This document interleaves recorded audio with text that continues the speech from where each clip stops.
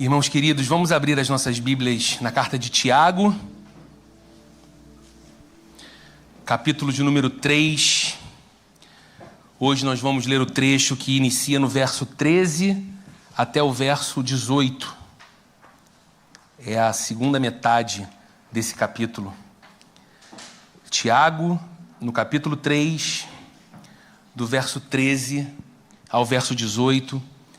Como sempre, o texto vai ser também exibido nessa TV aqui atrás, caso você prefira acompanhar a leitura por aqui. Nós seguimos há alguns meses nessa série de exposições desse conteúdo tão maravilhoso e tão prático da Bíblia na carta de Tiago. Tão norteador para nos fazer, de fato, desenvolver uma fé que não é simplesmente uma coisa intuitiva, subjetiva, pessoal, interior, mas uma fé que é real, no sentido de que ela ganha contornos práticos no nosso dia a dia. Ler a Bíblia, especialmente ler os trechos de Tiago, nos coloca sempre diante daquele bom desafio de pensar, bom, agora diante de tudo que eu considerei, o que eu faço segunda-feira? O que eu faço amanhã? O que eu faço na minha vida prática, no meu trabalho, na minha casa? E hoje nós vamos ler esse trecho em que Tiago, mais uma vez na sua carta, vai se dedicar ao tema da sabedoria, tão necessária a todos nós também. Ele diz assim a partir do verso 13: quem é sábio e tem entendimento entre vocês? Que o demonstre por seu bom procedimento, mediante obras praticadas com a humildade que provém da sabedoria. Contudo, se vocês abrigam no coração inveja amarga e ambição egoísta, não se gloriem disso, nem neguem a verdade. Esse tipo de sabedoria não vem dos céus, mas é terrena. Não é espiritual, mas é demoníaca. Pois onde há inveja e ambição egoísta, aí há confusão e toda espécie de males. Mas a sabedoria que vem do alto é, antes de tudo, pura, depois pacífica, amável, compreensiva, cheia de misericórdia e de bons frutos, imparcial e sincera. O fruto da justiça semeia-se em paz para os pacificadores. Vamos orar mais uma vez. Senhor, o nosso coração se abre diante da Tua palavra hoje. E o Senhor sabe cada necessidade que temos. E nós sabemos que cada necessidade que temos encontra a sua saciedade no Senhor. Portanto, Deus, aquilo que tem o poder de nos alimentar espiritualmente no dia de hoje, e só o Senhor pode nos conceder, oferece ao Teu povo nesse dia. Apesar de mim, das minhas limitações e fraquezas, apesar das deficiências e falhas daqueles que também ouvem a palavra, que pelo Teu Espírito Santo possamos todos discernir a Tua inconfundível voz através do texto bíblico e que sejamos assim moldados, inspirados, encorajados, animados a viver em nome de Jesus. Amém. Todos nós precisamos de sabedoria. Todos nós, sem exceção, precisamos de sabedoria para lidar com as mais difíceis e com as mais diversas situações da vida. Hoje é Dia dos Pais, e eu tenho certeza que quem aqui é pai há de concordar. Eu preciso de sabedoria para o exercício da minha paternidade. Eu preciso de sabedoria para não ser apenas eu mesmo, para não reagir apenas em sintonia com o meu cansaço, com as minhas preocupações, com aquilo que me aborreceu fora de casa e que talvez dentro de casa eu vou refletir. Eu preciso que Deus me dê sabedoria. Mas se você não tem filhos, mas é casado, você vai dizer, poxa, a minha vida conjugal requer muita sabedoria. Eu preciso de sabedoria. E aí você amanhã vai para o seu trabalho, não importa que espécie de trabalho você tenha, se você empreende, se você é funcionário, você vai chegar naquele contexto que demanda o teu exercício profissional e você vai dizer, para aqui eu também preciso de sabedoria. Não dá para falar de qualquer jeito, não dá para agir de qualquer maneira, não dá para fazer tudo simplesmente como eu penso. Há pessoas diferentes, há pessoas com as quais eu não lidaria por interesse pessoal, por vontade própria, mas aqui eu preciso dedicar horas diárias ao lado dela, eu preciso de sabedoria. Todos nós reconhecemos a nossa necessidade de sabedoria para lidar com as diversas áreas e situações da nossa vida. E há um consenso de que isso é verdade. Você entra em qualquer livraria, elas têm se tornado raras, infelizmente, em nossos dias, mas você ainda encontra algumas boas. Você entra ali e você vai perceber que, inclusive naquela área ali onde ficam os mais vendidos, você encontra hoje muitos títulos falando sobre sabedoria e a arte da vida. Você encontra muitos títulos de bons filósofos, inclusive, falando sobre uma sabedoria prática para o viver e como a filosofia ou aspectos filosóficos podem te ajudar a alcançar esse lugar. É senso comum, todos nós precisamos de sabedoria, mas a pergunta que fazemos aqui e ali é: onde encontramos a sabedoria de que realmente precisamos? Porque se há muitos discursos sobre sabedoria, nós também sabemos que existem muitas sugestões que são apresentadas como sabedoria, mas que não são de fato sábias. Há muitos caminhos que se apresentam diante de nós como caminhos de sabedoria que não podem ser aplicados na nossa própria vida porque vão dar num lugar não muito legal para a nossa vida. E a gente vive numa cultura também que, de alguma forma, aplaude a esperteza, celebra os atalhos para o sucesso e diz: olha, aquela pessoa foi muito esperta. Inclusive, uma das definições para sabedoria no dicionário é esperteza. Curioso, diferente do que pensava-se antigamente. A esperteza é tida como um caminho ou uma espécie de sabedoria assumida por algumas pessoas. E nesse texto que estamos lendo, Tiago nos fala sobre dois tipos de sabedoria. Ele pega, talvez, todo esse espectro que nós poderíamos identificar na nossa sociedade, de discursos de sabedoria ou de modelos de sabedoria, e ele resume a dois, completamente diferentes entre si. E ele nos coloca diante de uma escolha a ser feita. A gente tem lidado com essa carta de Tiago percebendo o quanto ela é prática, o quanto ela nos desafia a tomadas de decisões na vida que são decisões práticas. E desde o começo da carta, tão voltada para a prática, Tiago sempre nos coloca diante de duas escolhas. Você já percebeu? Quando a gente passou aqui pelo capítulo 1, Tiago nos diz que nós precisamos escolher, lá no capítulo 1, entre sermos apenas ouvintes da palavra de Deus ou sermos praticantes da palavra de Deus. E ele vai dizer o seguinte: olha, tem pouco valor você dedicar tanto tempo semanal a ouvir aquilo que é dito acerca da palavra de Deus, mas apenas ouvir, de modo que aquilo não encontre um lugar no seu coração e se torne uma prática para a sua vida. Ele diz: não sejam apenas ouvintes, então, sejam também praticantes da palavra. Ele diz, inclusive, que aquele que apenas ouve a palavra engana-se a si mesmo. Mas ele nos coloca diante de uma escolha, correto? Olha, eu posso tomar uma decisão. Eu posso continuar enganando a mim mesmo, segundo a sabedoria bíblica, e ser apenas um ouvinte da palavra, ou eu posso começar a colocar isso em prática na minha vida.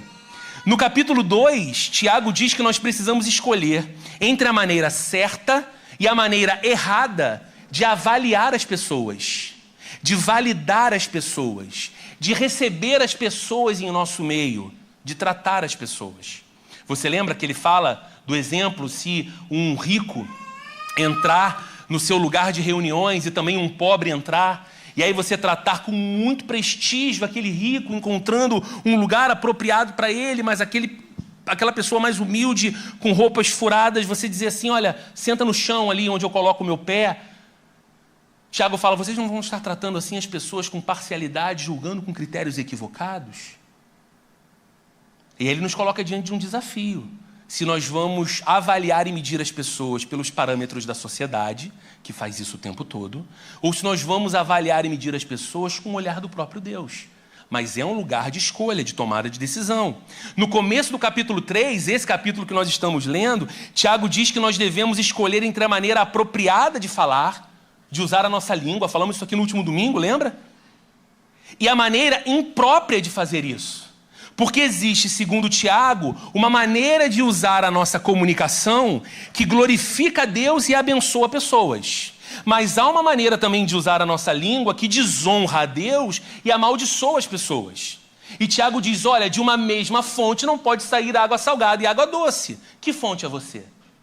E ele nos coloca de novo diante de um lugar de decisão. E chegando agora no final do capítulo 3, e tratando do tema da sabedoria, Tiago nos coloca novamente diante de duas opções.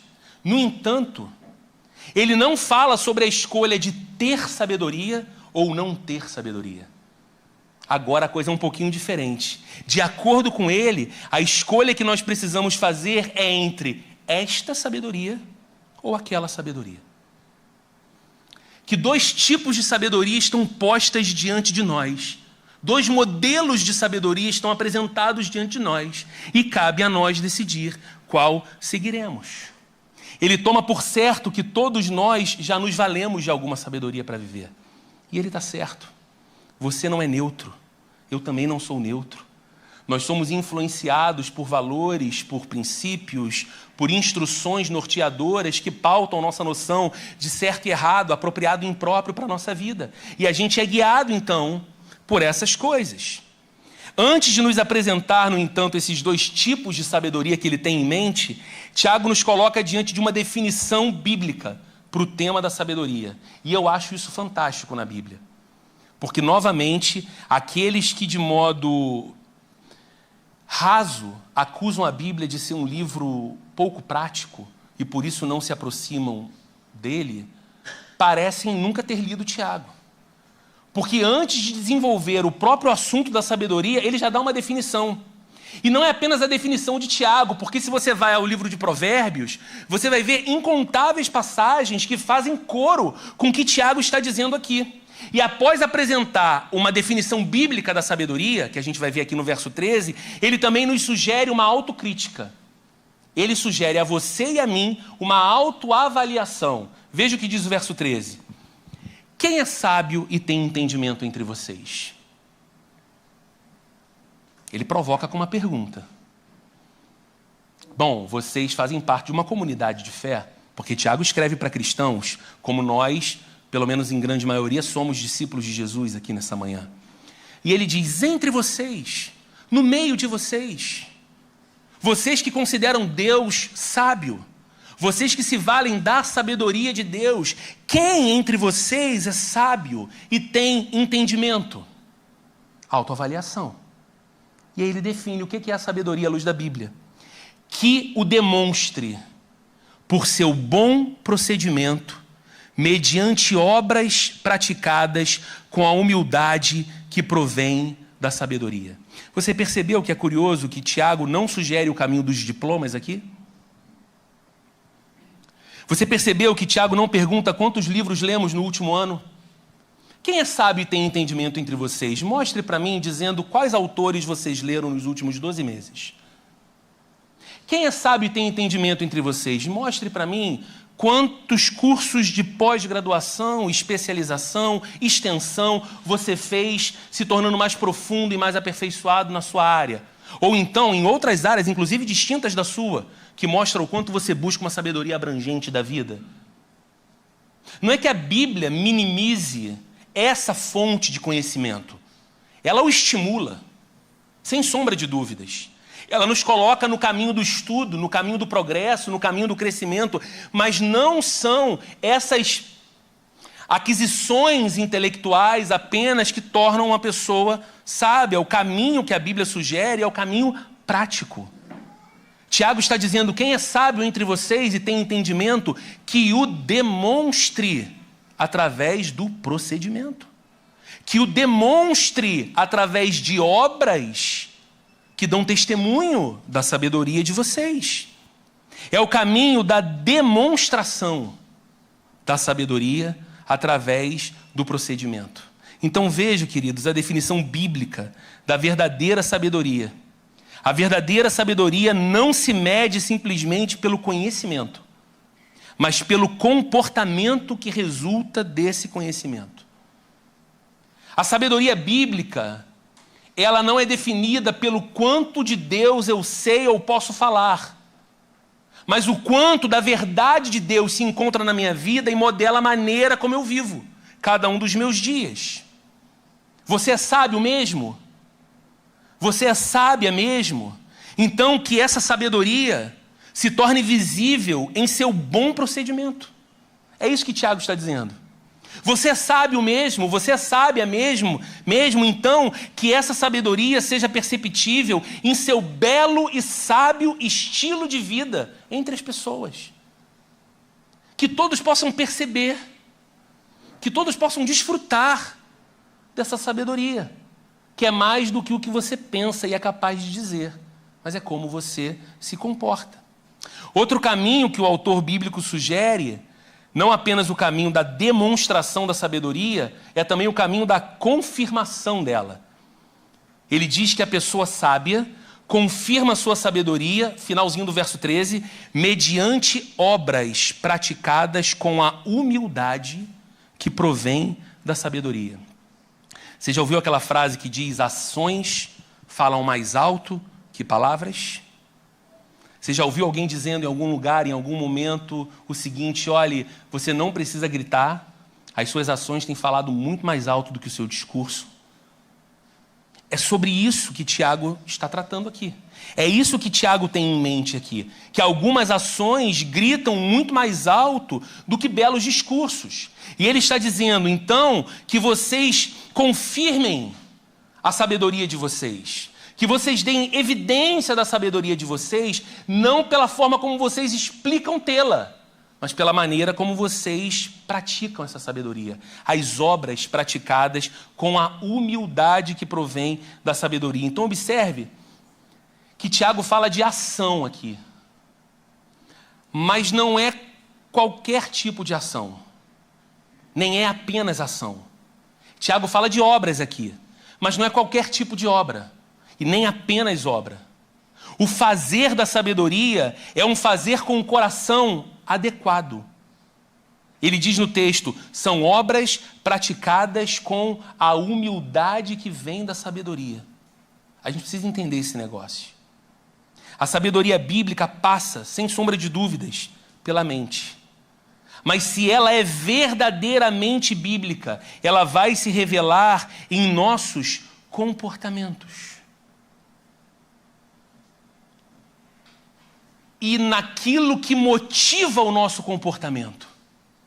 O que nos leva a agir da maneira que agimos, demonstrando assim sabedoria. À luz desse verso 13, o primeiro que lemos, nós podemos dizer que somos pessoas biblicamente sábias. Hoje talvez seja um domingo em que você precise fazer mais um pouco de perguntas para o seu próprio coração. Você não tem que responder para mim, mas é responder para você mesmo com sinceridade diante de Deus. À luz do que diz esse verso, nós podemos dizer que somos biblicamente sábios. Você percebe aqui que esse contraste é importante? Ser biblicamente sábio é diferente de ser sábio pelo entendimento popular, simplesmente. E se o que nós queremos é a sabedoria segundo Deus, nós precisamos responder essa pergunta com sinceridade. As pessoas com quem convivemos, elas se aproximam de nós percebendo a nossa sabedoria humilde, ou elas se afastam de nós por notar a nossa arrogância? As pessoas que convivem conosco podem chegar próximas de nós em algum momento e falar assim: eu preciso dividir alguma coisa com você, eu preciso pedir que você ore por mim, eu quero tratar um assunto com você, porque de alguma forma eu não estou conseguindo lidar com isso sozinho, eu acho que você pode me ajudar. Porque essa pessoa de alguma forma está vendo em você uma pessoa sábia, mas não uma sabedoria que te coloca numa torre de marfim e te torna inacessível, mas uma sabedoria que te coloca num lugar de humildade e de acesso às pessoas. As pessoas se aproximam de nós porque nos identificam como uma fonte que jorra a graça de Deus, que jorra alívio da parte de Deus para um coração que sofre, ou as pessoas se afastam de nós porque nos olham como uma torre de prepotência, presunção e arrogância. Pior, religiosa. Se você apenas conhece a Bíblia, ou se você domina um tema bíblico ou outro, mas não o vive, se você conhece a Bíblia e é capaz de repetir os 66 livros da Bíblia, separados em Antigo e Novo Testamento, é capaz de dizer quais são os profetas maiores, os profetas menores, sabendo que isso não tem a ver com a estatura física deles, mas com o conteúdo escrito pelos seus livros. Se você é capaz de discorrer sobre vários temas que esse livro trata, mas você é incapaz de viver o que esse livro ensina, você não é sábio segundo Deus. Você não é sábia segundo Deus. E mais, se você faz alguma coisa pelo próximo, obra. Tiago não está dizendo, Roberto, que eu devo demonstrar a sabedoria pelas obras, pela ação. Então eu estou fazendo coisas pelo meu próximo. Mas se você o faz com a intenção clara de aparecer, ou se você o faz com a intenção clara de mostrar a sua superioridade moral, olha como ele é bom, olha como ela é generosa, olha que família caridosa. Segundo a Bíblia, você não é sábio. Porque a sabedoria se revela através de obras que apontam para um procedimento humilde, o coração certo, o motivo certo para fazer o que faz. Conhecimento divorciado de procedimento é evidência de tolice e não de sabedoria, segundo a Bíblia. Eu vou repetir. Conhecimento divorciado de conduta, segundo a Bíblia, não é sinônimo de sabedoria, mas de estupidez, tolice. Note então que você pode até filosofar sobre a Bíblia, mas você não pode nunca acusar a Bíblia de não desafiar você na sua vida prática, porque tudo que ela requer de nós é uma conduta condizente com a nossa fé. A gente pode sentar numa mesa, comer um monte de coisa muito gostosa e ficar por horas falando sobre temas bíblicos, sobre doutrina, sobre teologia, sobre as suas impressões de alguns textos bíblicos, sobre como você interpreta Gênesis, como você leu o Apocalipse. E a gente pode ficar por horas ali, especulando as nossas noções de sabedoria do texto bíblico. Mas se o nosso contato com a Bíblia não nos leva a uma espécie de vida que Deus nos chamou a viver, a gente está se deparando com esse texto de modo errado. E aí agora Tiago passa a apresentar os dois tipos de sabedoria que ele tem em mente aqui. Veja comigo do verso 14 até o verso 16, ele diz: contudo, se vocês abrigam no coração inveja amarga e ambição egoísta, esses dois conceitos vão ser muito importantes para nós hoje. Se vocês abrigam no coração inveja amarga e ambição egoísta, não se gloriem disso e nem neguem a verdade. Esse tipo de sabedoria, e ele coloca aqui entre aspas, esse tipo de sabedoria não vem dos céus, mas é terrena, não é espiritual, mas é demoníaca. Ele faz esse movimento do maior para o menor intencionalmente. Esse tipo de sabedoria não vem do céu, é terrena. Não é espiritual, é demoníaca. É para apresentar mesmo o contraste.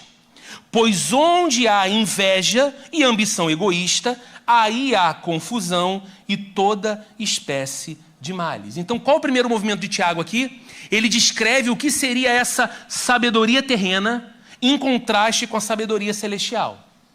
E ele diz que na sabedoria terrena, no modus operandi do mundo em que nós nos encontramos, nós encontramos como prática dessa sabedoria, ou como fundamento impulsionador dessa sabedoria, duas amigas, que ele chama aqui de inveja amarga e ambição egoísta. O que são elas? A inveja amarga é um desejo insaciável por mais. E esse desejo insaciável por mais é capaz de amargurar, desfigurar e entristecer o ser humano. E aí você diz, Roberto, como é que Tiago pode estar colocando isso, então, como um fundamento da sabedoria? Se isso faz tão mal para o ser humano? Se isso desfigura alguém, se isso amargura o coração de alguém, se isso entristece alguém, ser alimentado por esse tipo de inveja. Por que Tiago coloca isso como um caminho de sabedoria? Porque nós percebemos que essa inveja é um instinto impulsionador para a vida de muitas pessoas. Que aquilo que as coloca num trilho, que as faz definir, é isso que eu vou fazer, dessa forma que eu vou agir, para chegar nesse lugar que eu desejo alcançar, muitas vezes tem a ver com o seu desejo de querer aquilo que é do outro.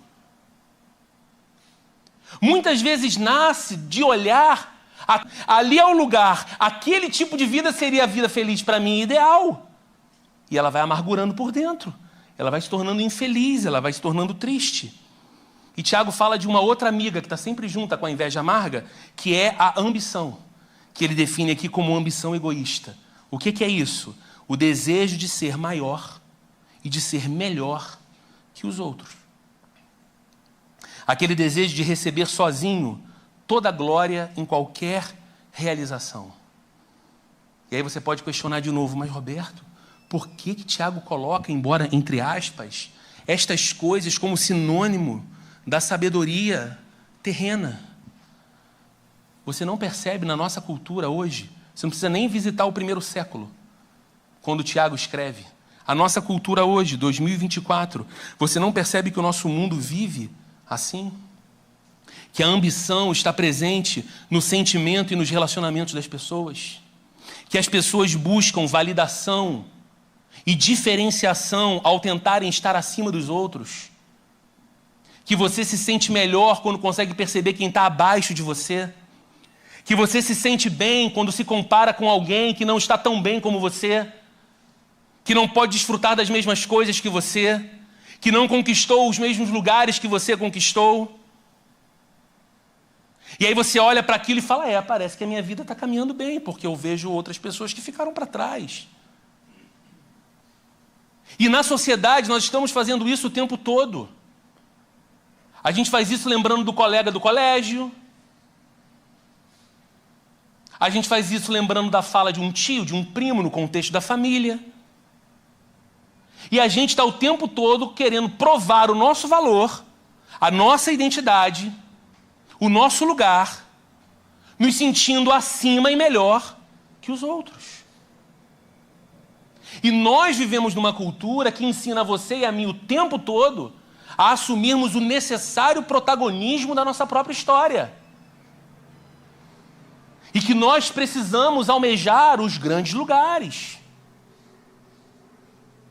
E de novo, como eu sempre falo aqui, não há nenhum pecado no progresso. Não há nenhum pecado em você chegar em lugares que nem você imaginou ter chegado. Isso pode sim ser sinônimo da bênção de Deus. O problema é quando essas coisas se tornam um fim da nossa vida e não um meio que glorifica a Deus e nos abençoa. Da mesma forma, a Bíblia não condena a riqueza. A riqueza é uma dádiva divina. Mas a Bíblia diz que aquele que deseja ser rico cai em grandes tentações. O querer ser é um problema.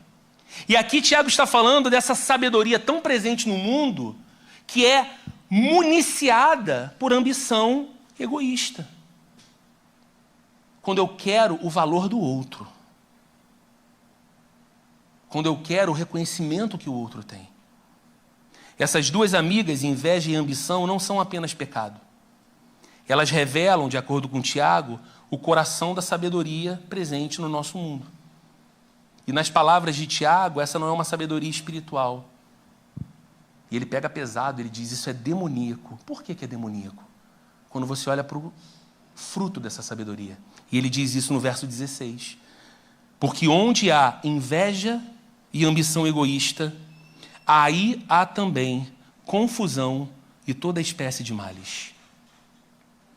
Talvez você já tenha visto isso dentro da sua família.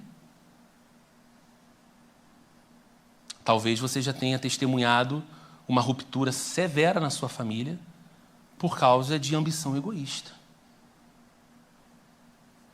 Por causa de um patrimônio que ficou de herança e tinha que ser dividido. E rachou uma família por ambição egoísta. Talvez a sua família tenha sofrido com inveja, com gente que não soube lidar com algum lugar ou alguma espécie de vida que o outro chegou em algum momento. Você lida com essas coisas o tempo todo no seu ambiente de trabalho. Você está o tempo todo olhando e percebendo as pessoas dizendo: aqui eu posso me aproximar, aqui eu não devo me aproximar tanto, porque essa pessoa pode ser um perigo. Está presente. E a confusão está ali. E toda espécie de males. Por isso diz que essa sabedoria ela é demoníaca. Por que a inveja amargura tanto os corações? Porque inveja é uma palavra que a gente fala muito, né? Tem gente que tem medo de inveja, o que é curioso, né? Tem crente que tem medo de inveja, né? Que fala: a pessoa está me invejando. Ele acha que tem um poder espiritual na inveja de alguém sobre a vida dele. Mas por que a Bíblia fala da inveja como algo que amargura o coração? Não é apenas porque nós queremos o que não temos. A inveja produz amargura no coração porque ela nos faz desejar o valor dos outros. A pessoa invejosa vive como se o seu valor dependesse de status, de conquistas, de objetos. E quando ela olha para o outro, a quem ela inveja, ela diz: essa pessoa tem um status, alcançou conquistas e objetos que eu ainda não tenho, ela tem mais valor do que eu. Então ela não inveja o que é do outro, em termos de coisas apenas, mas ela quer o valor do outro. Envolve um complexo de inferioridade, porque o que inveja se sente menos valioso do que os outros, e então parte para a luta a fim de se sentir maior e mais valioso. Um grande teólogo disse no passado que nós sofremos de um amor excessivo pela distinção pessoal. Sabe o que isso significa? Traduzindo em miúdos, como dizem os antigos, nós somos completamente apaixonados por nós mesmos. Nós morremos de amor por nós mesmos. E aí, nessa paixão pela nossa própria distinção, pelo nosso próprio valor, a gente acaba vendo a ruína visitando as nossas relações. Olha para as relações familiares, olha para o mundo corporativo, olha para o cenário político do nosso país e veja essas duas forças impulsionadoras presentes nas relações: ambição e inveja. Ambição egoísta, inveja amarga. A busca do meu valor e da minha distinção à custa do valor, da distinção e do lugar do outro. E a pergunta de 1 milhão é: como nós expulsamos esse negócio de dentro de nós? Se nós não queremos essa sabedoria terrena e demoníaca, se nós não queremos alimentar no nosso coração como um modo de vida inveja amarga e ambição egoísta, como é que a gente tira isso de dentro de nós? A resposta é lembrando do Evangelho de Jesus todos os dias, porque apenas o Evangelho de Jesus carrega consigo uma notícia explosiva, dinamite para o nosso coração. Eu vou te dar um exemplo. O Evangelho me lembra todos os dias que a minha busca por valor e distinção pessoal chegou ao fim. Acabou. Que todo o valor e toda a aprovação que eu preciso, eu já tenho em Jesus, para a glória de Deus. Que o meu valor não está nas coisas que eu possuo, e eu não preciso mais viver então debaixo da tirania da aprovação. Porque eu não sou valioso pelo que eu tenho, eu não sou valioso pelo que eu faço. O meu valor está no que Jesus fez na cruz por mim. Eu preciso de evangelho. Eu preciso lembrar que eu, que segundo a Bíblia, espiritualmente falando, não valia nada diante de um Deus santo e que estava morto nos meus pecados, fui olhado desde toda a eternidade com amor por Deus. E este ser puríssimo e santíssimo, que podia fazer de tudo para me manter longe dele, tão diferente que eu era dele, me quis perto dele. E disse: eu o tratarei como um filho, Eu vou redimir você, eu vou perdoar você, eu vou transformar você, eu vou dar a você um novo coração. Você tem um valor eterno para mim. Então, um discípulo de Jesus é alguém que não pauta mais a sua vida procurando por valor dos outros, ou procurando por diferenciação no seu sobrenome, no seu trabalho, nas suas realizações, no seu dinheiro, na sua beleza, porque ele sabe que o seu eterno valor e imutável valor está na cruz com Jesus, naquilo que o Salvador fez por ele. Além disso, o mesmo evangelho que me livra da inveja, ele também explode a minha ambição egoísta.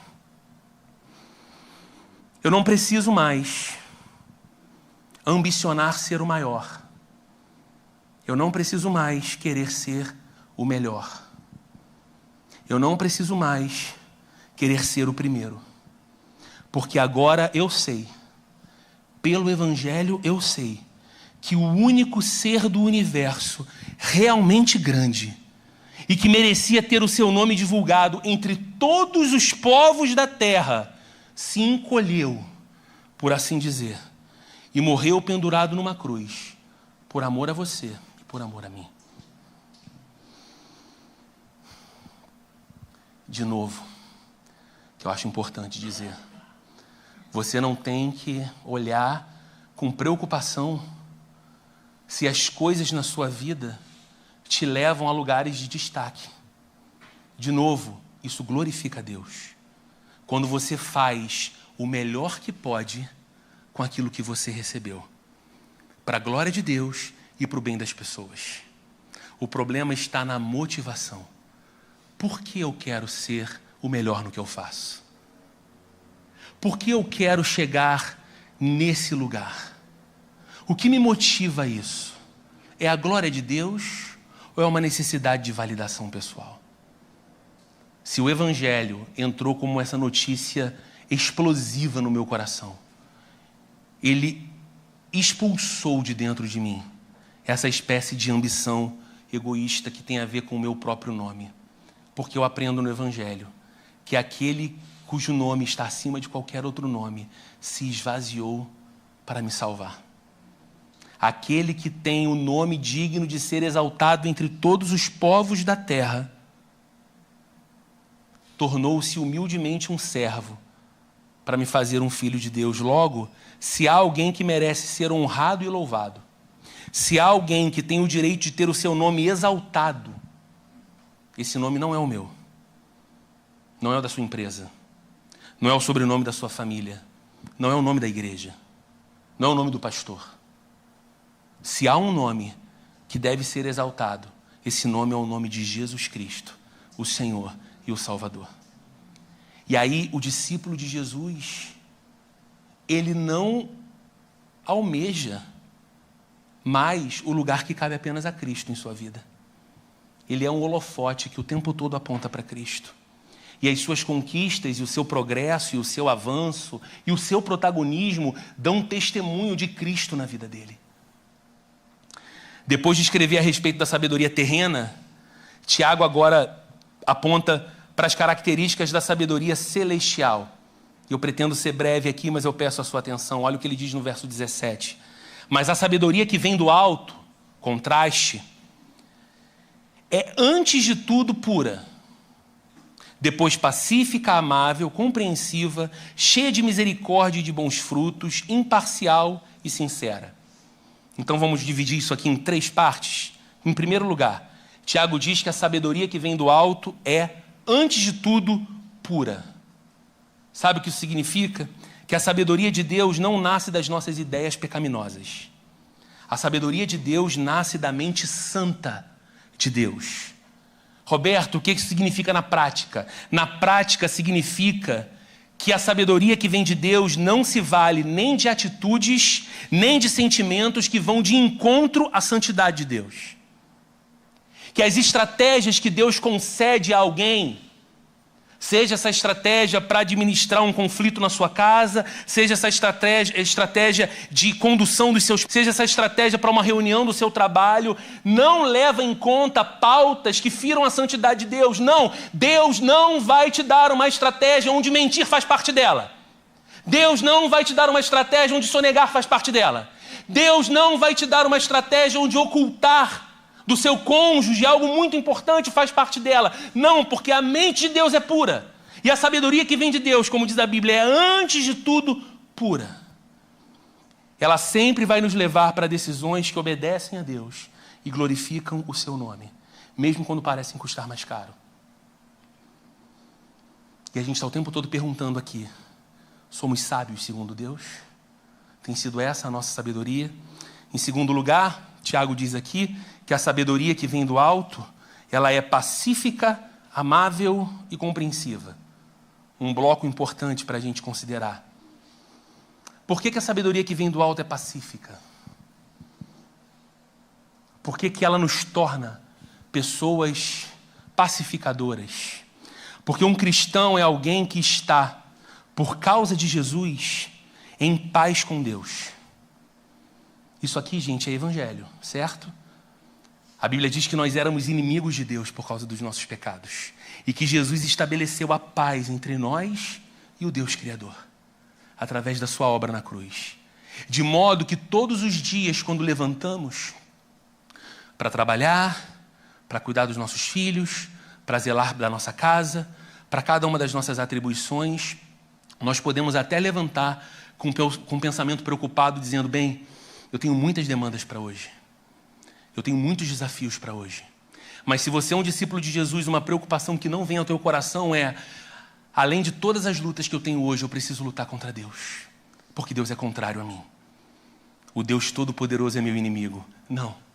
Nós podemos dizer como Paulo diz, escrevendo aos Romanos, acordamos de manhã e podemos declarar em alta voz, se Deus é por nós, quem será contra nós?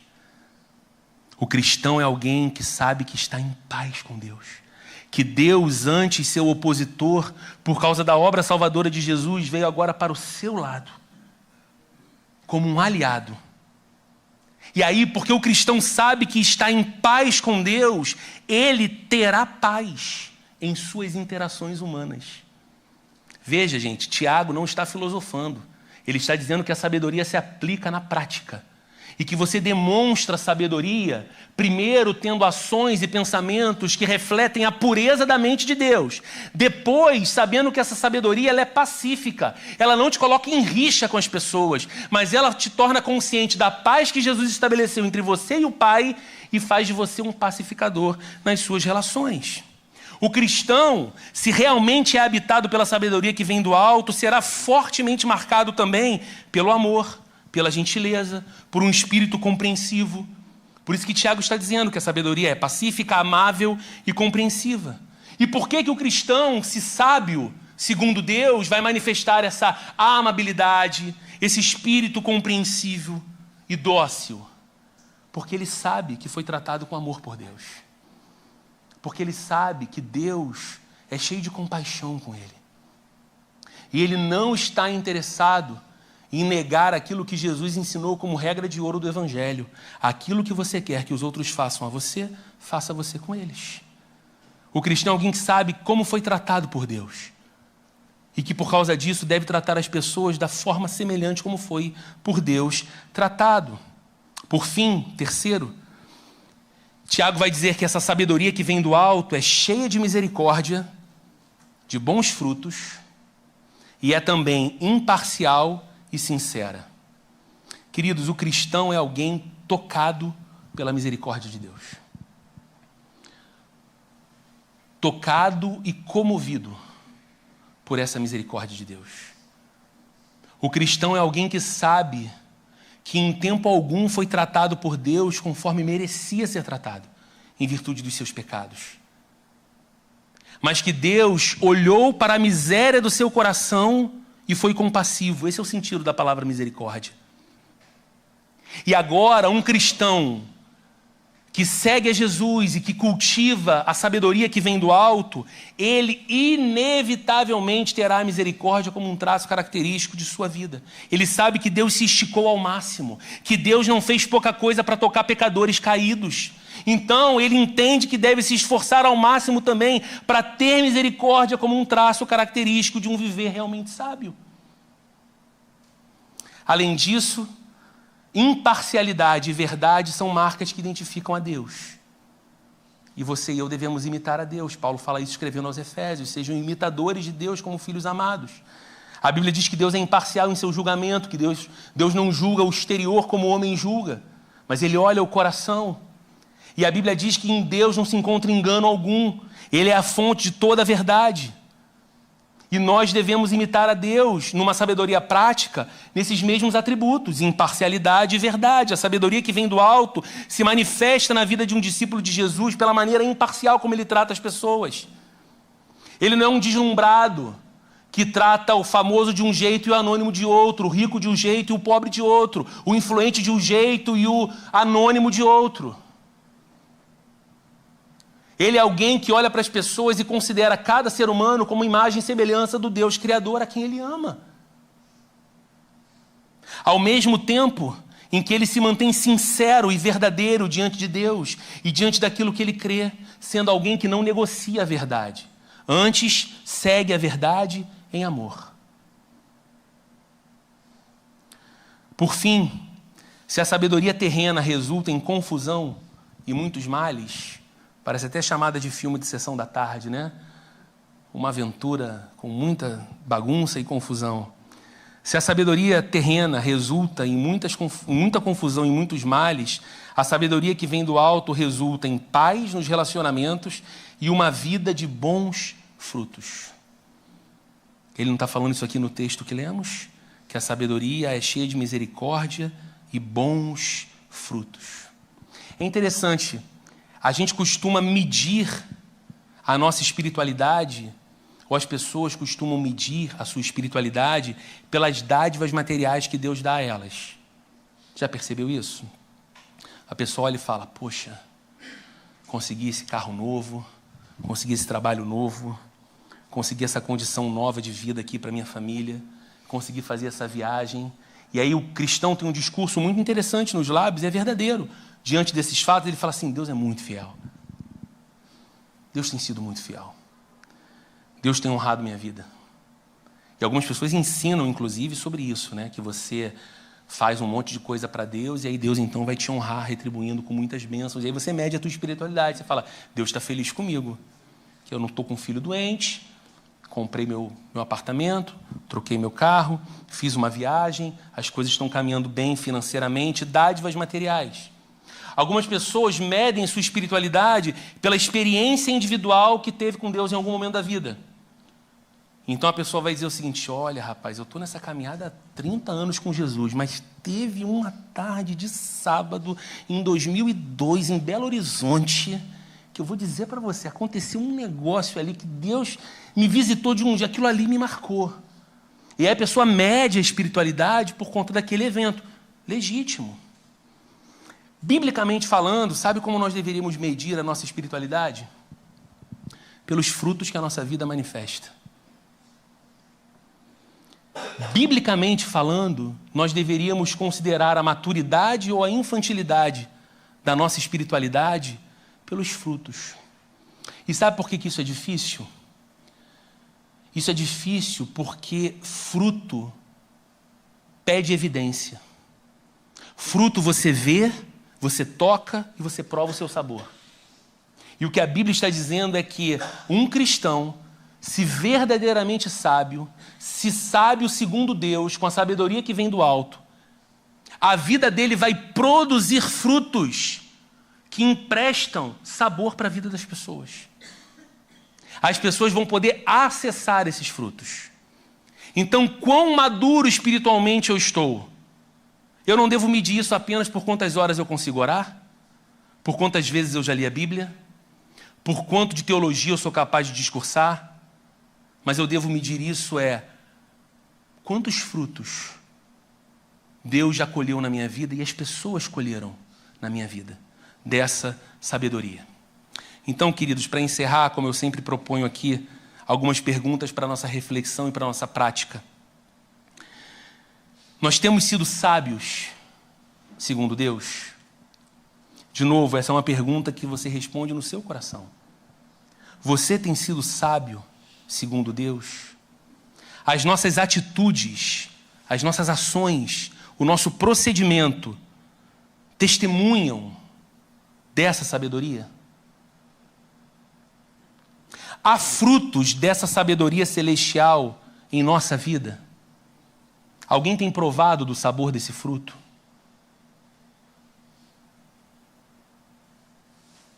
Alguém tem se aproximado de nós a despeito dos nossos desafios e limitações, porque tem nos encontrado como pessoas mais parecidas com Jesus?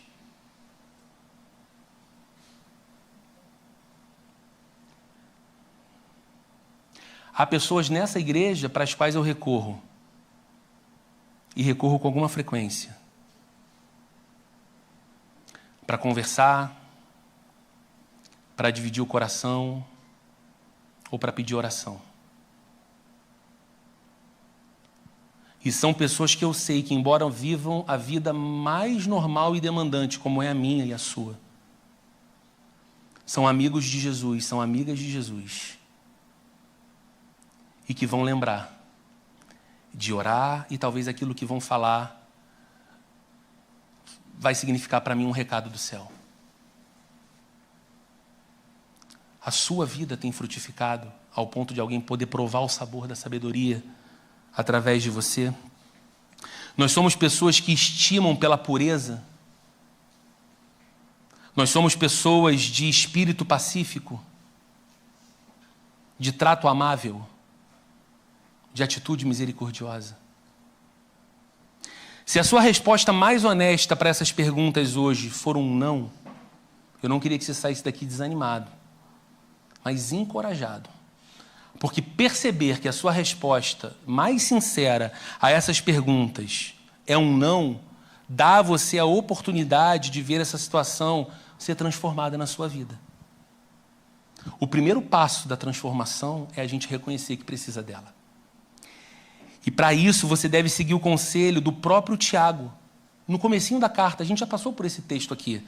Tiago, capítulo 1, verso 5. Olha o que diz o autor: se algum de vocês tem falta de sabedoria, peça a Deus, que a todos dá livremente, de boa vontade, e lhe será concedida. Sabe o que a Bíblia está dizendo a todos nós hoje? Que se o nosso coração reconhecer a carência de sabedoria celestial, nós podemos pedir àquele que é a fonte de toda sabedoria, que não nos nega a sabedoria e nos garante por sua palavra que há de nos conceder. Agora, a gente precisa se esvaziar da arrogância primeiro. A gente precisa primeiro de arrependimento, dizendo: Senhor, eu preciso de Ti, porque eu tenho sido mais tolo do que sábio. Senhor, eu preciso de Ti, porque a sabedoria da qual eu me valho, ela não é pura, ela não é cheia de misericórdia, ela não é pacífica. Por onde eu vou passando, eu vou deixando um rastro de problema. Por onde eu vou resolvendo os meus problemas, eu vou dando problema para os outros. Eu não quero mais ser assim, eu quero refletir o Senhor. E sozinho eu não consigo. Então me dá sabedoria, me torna alguém sábio. Lembra o meu coração do Evangelho para que a inveja amarga e a ambição egoísta sejam aniquiladas de dentro de mim. E tenha o Espírito do Senhor ali no lugar, me ajudando, me auxiliando. Então, irmãos, eu creio que em alguma medida todos nós vamos responder essa pergunta hoje dizendo: eu acho que não, ou acho que nem tanto. Acho que me cabe muito mais a sabedoria que vem do alto. Talvez esteja o meu coração muito cheio ainda da sabedoria terrena, mas nós podemos mudar, pode ser diferente. Vamos pedir isso a Deus, vamos ficar de pé e vamos orar.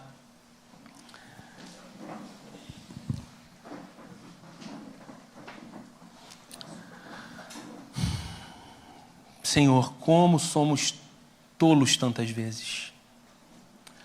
Como nos valemos, Senhor, de valores, de estratégias, de princípios, de palavras, de atitudes que não combinam com Jesus.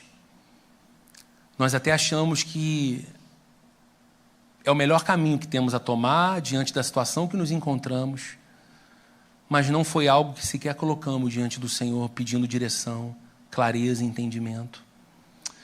Nos ensina hoje, Senhor, mais uma vez, pelo Teu Espírito Santo, que o Teu caminho é um caminho diferente do nosso. Caminho puro, caminho santo. E que a sabedoria que pode de fato nos tornar pessoas que vivem vidas mais felizes e mais realizadas, em nada se comunica com o entendimento de uma sabedoria que é terrena, mas que a sabedoria que vem do Senhor nos inspira a um viver santo, dedicado a Ti, nos inspira a termos um espírito pacífico, não rixoso, a termos um olhar amoroso, compreensivo, a sermos pessoas cheias de misericórdia, de bons frutos, imparciais, gente que não está validando ninguém pelos critérios equivocados, ao mesmo tempo que nos mantém firmemente verdadeiros, apegados à Tua verdade, mas transmitindo essa verdade não com violência, não com descaso, não com desdém ou deboche, mas em amor, como nos ensina a Tua palavra. Lembra, Senhor, o nosso coração todos os dias do Evangelho.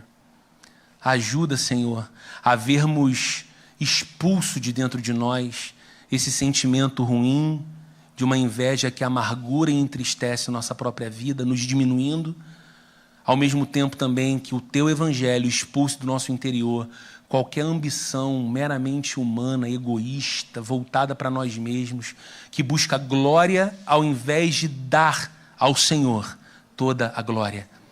Nos ajuda a Te seguir em fidelidade e amor. Nos torna homens e mulheres sábios segundo Deus, para a Tua glória e em nome de Jesus. Amém.